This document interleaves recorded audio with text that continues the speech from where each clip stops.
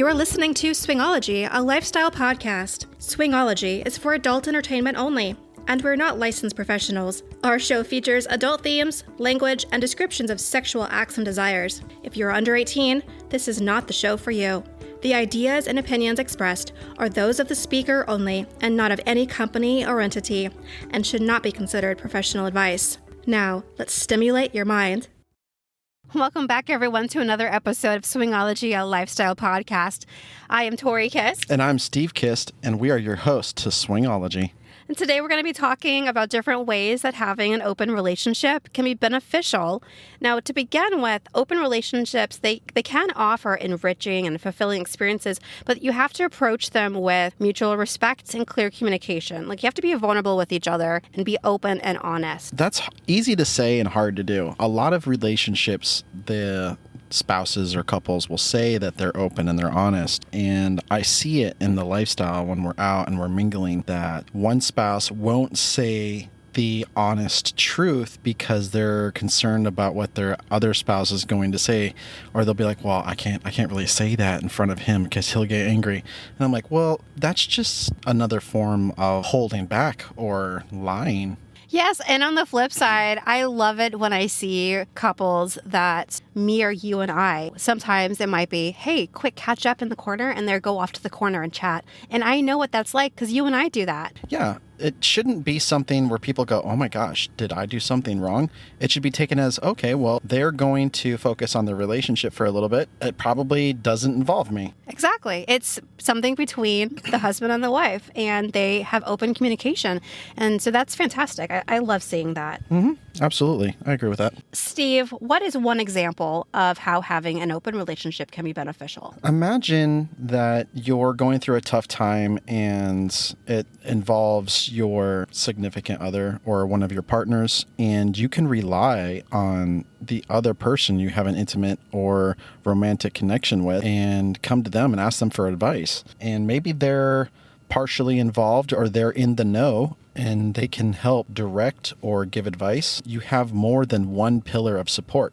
So when you're in a monogamous relationship, you have one person to lean on romantically, intimately, with your deepest self. But if you allow yourself to open yourself up to multiple people, then you have multiple people to rely on for support and to be your deepest self with.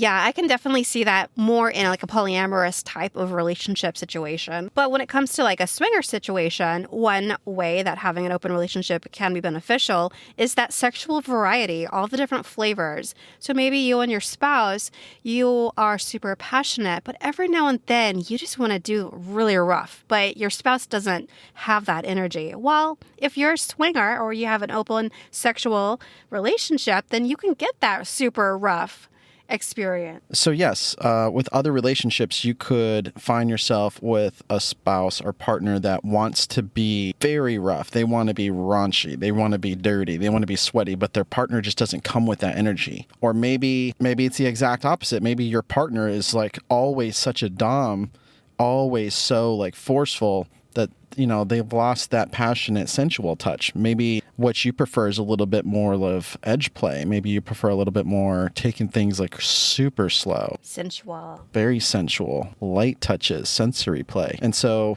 allowing yourself to have multiple partners allows you to have a variety of sexual experiences. And also those experiences you can draw education from. So, for example, I remember one couple, we were their first other people in life to play with. We were able to show them so many things that they had never experienced before. Lots of learning and educating going on in that play session, and they loved it. Steve, give us an example of something that you learned after entering the swinger world. One of the things that I learned was, there's like a misconception out there that husbands that like to watch their spouses play are all like pushovers, or, they're not good in the bedroom, or they need a real man to take care of their wives. But that's really not what it's about at all. It's more about compersion. And so when a husband sees his wife receiving pleasure, he gets excitement and pleasure for her, in addition to maybe the arousal he gets from watching. Those husbands that like to watch their wives play, it's not more of a dismissive relationship for the person that's pleasuring the wife. It's more of like, you know what? You're a really good friend. And I would really like it if you could take care of my wife because I trust you. And so I didn't know that coming into the lifestyle. And now I know that's what that relationship's really about. That's right. You were a bull for a few years and you learned how to be a proper bull. Yeah. I wish I had like a trainer that kind of taught me like how to be a good third to couples. But I kind of had to like fumble through the dark to get to a good spot, you know? Mm-hmm, absolutely. And I did use a term that some listeners might not be aware of. A bull is a single straight man in the lifestyle. And we're going to go through terminology in a couple episodes later, so stay tuned for that. How about safe exploration? Swinging communities often emphasize safe sex practices.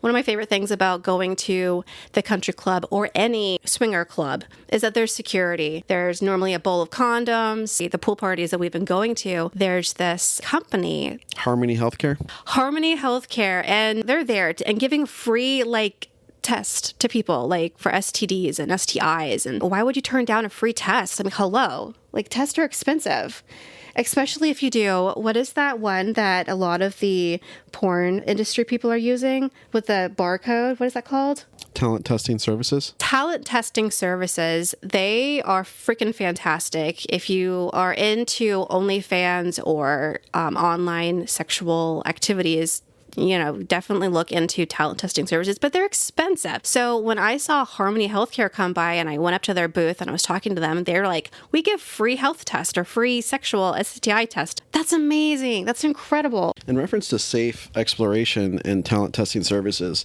for those of you who don't know, talent testing services is kind of a major deal. So if you're meeting up with someone and they say they're talent testing verified, that means a lot. And what that means is, yes, they have been tested.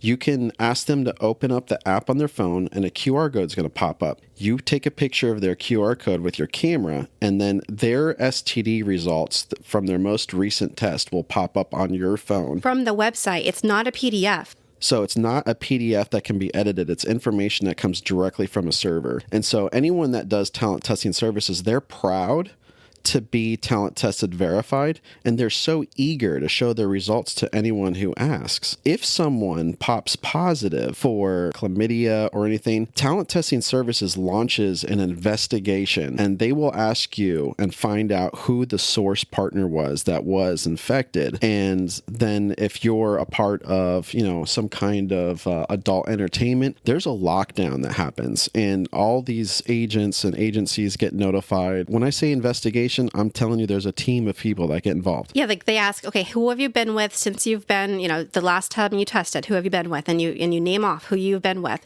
And then they go test those people and they find the route. Like, for example, there was a Hot Wives tour. I'm not going to give the location or the people's names, but there was a Hot Wives tour going around. And one of the wives had a test from a doctor. It was a PDF, and she was positive for chlamydia. Mm-hmm.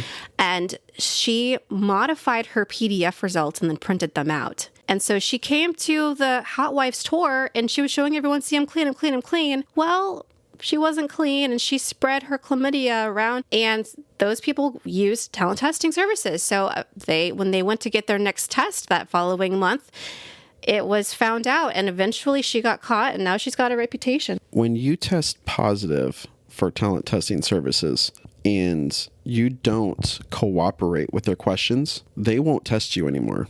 They'll blacklist you. So if people know that you're a talent tested type of person and all of a sudden you can't provide results or show results anymore, that's kind of like a red flag. Like, why don't you go get tested? And then they won't be able to do it because they weren't, at some point they became uncooperative with the agency. One of my favorite things after having a swinging experience is our next sexual experience with each other. Normally, it's that same night, we come home, we have sex, and it's just even more passionate than it was before. I kind of wonder what that experience would be like in a poly relationship, to be honest with you. Oh my gosh. So for example, if we had another person and then we went out and we swung and then we came back and had a threesome at home. Right. That would be amazing. I think so. I think that would be fantastic. Okay.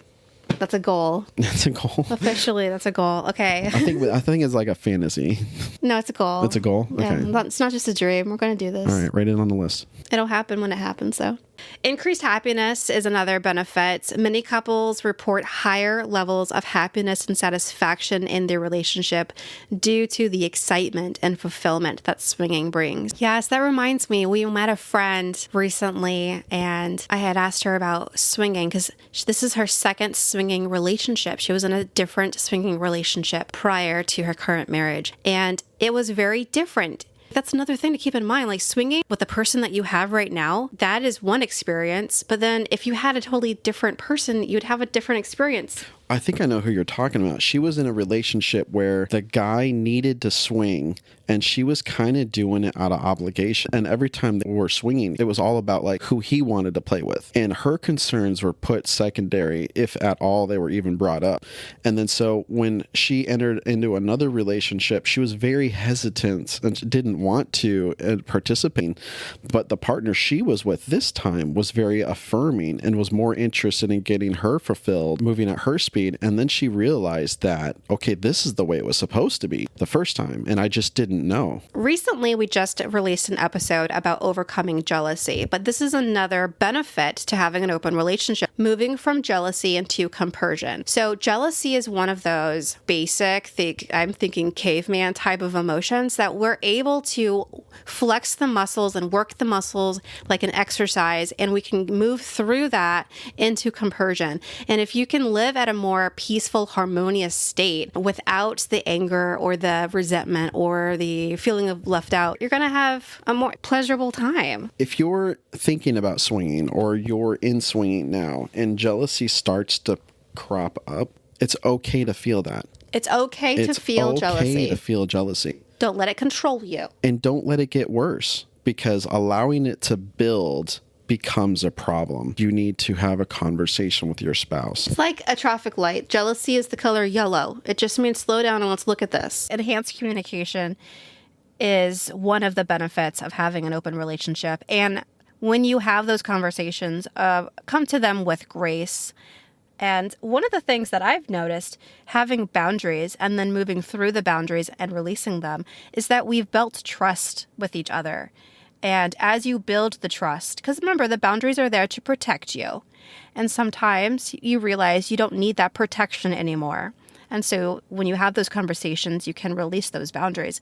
But you have built the trust, and your foundation of trust with your partner or partners is just getting stronger and stronger and stronger. And you wouldn't have those opportunities in a closed relationship. Right. And another thing that's really great about being in these situations is, let's say you're just starting a new relationship and you're 1 month in and you're going to these parties and your spouse has the ability to violate a boundary that you have set and you watch them violate it. Well, now you know very early in the relationship, because you're putting yourselves through these trust and experiences, that, listen, my partner does not respect my boundaries. And now I know, like 2 weeks in, 2 months in, when it would have taken me 4 years to find out after I had moved in and spent money on cars and spent money on all these things, that my person doesn't respect my boundaries. Yes, this is true. If you're starting off dating somebody and the lifestyle,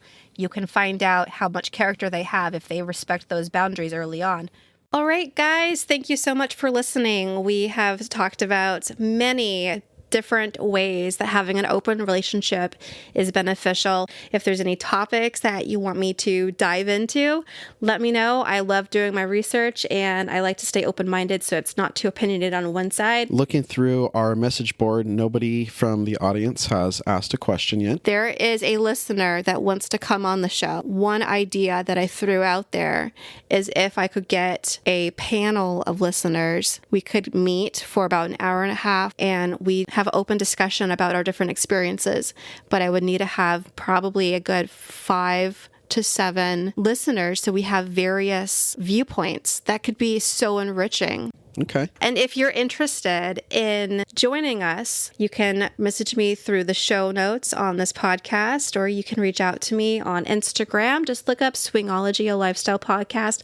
I'm so happy to get back to you guys. I have no date on when this would happen. Could be this year, could be next year. Maybe it'll happen a couple times. I think having listeners join together would be amazing. Talk to you guys another time, and keep tuning in to stimulate your mind. And stimulate your mind.